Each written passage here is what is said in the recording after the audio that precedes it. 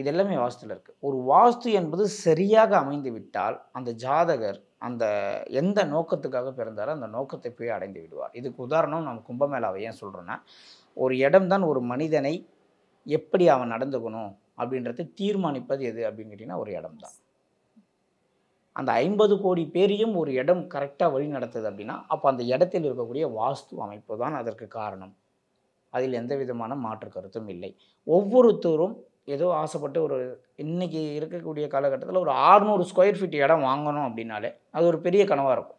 கண்டிப்பா. அப்போ அந்த வாங்கக்கூடிய 1/4 கிரவுண்டோ, 1/2 கிரவுண்டோ, 1 கிரவுண்டோ நிச்சயமா ஒரு நல்ல ஒரு வாஸ்து நிபுணர பார்த்து, அந்த இடத்தை தேர்வு செய்து, அவங்க வீடு கட்டிட்டாங்க அப்படின்னா, அவங்க அதுக்கு அடுத்து வரக்கூடிய அனைத்து விஷயங்களையும் ஜெயிச்சிடலாம். பசங்களுடைய திருமணம், படிப்பு, கல்வி, தொழில் எல்லாத்துலயுமே அந்த இடம் என்ன பண்ணும்னா ஜெயிக்க வச்சுரும்.